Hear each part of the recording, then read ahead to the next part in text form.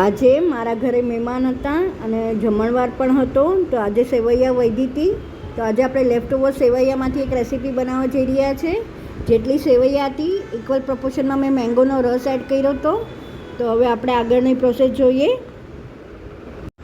તો આપણે આમાં સેવૈયામાં મેંગોનો રસ એડ કરી દીધો છે. તો અત્યારના મેં અહીંયા મેંગો સિરપ લીધું છે નીચે 2 ગ્લાસમાં ઇક્વલ પ્રપોર્શનમાં, કેમ કે ઓલરેડી સેવૈયા સ્વીટ હોય છે ને આગળની પ્રોસેસમાં બી સ્વીટનેસ આવશે. હવે આપણે આમાં તકમરિયા એડ કરશું આપણે ટેસ્ટ મુજબ. અત્યારના મેં 2 ટેબલ સ્પૂન લીધા છે. સાથે જ ફાલુદાની જે સેવ આવે છે બોઇલ કરીને એ લીધી છે મેં 1 ટેબલ સ્પૂન બેવમાં. હવે આપણે સેવૈયા પોર કરશું બેવમાં. 1/4 કપ જેવું બેવમાં એડ કરવાનું છે. હવે આમાં ડ્રાયફ્રૂટ અને તૂટી ફૂટી છે જે 1 ટેબલ સ્પૂન બેવમાં એડ કરશું.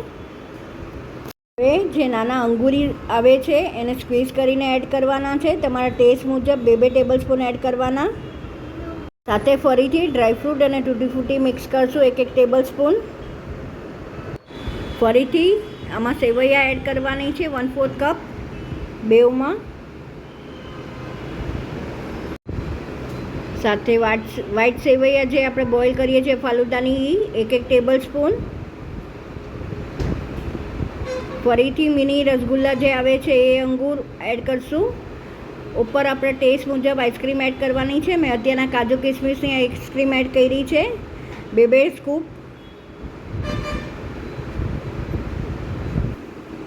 બેવમાં સેમ પ્રપોર્શનમાં આપણે એડ કરશું.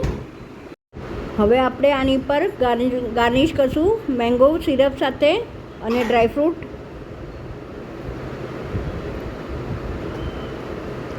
સાથે ઉપરથી ડ્રાયફ્રૂટ્સ એડ કરશું અને સર્વ કરી દઈશું.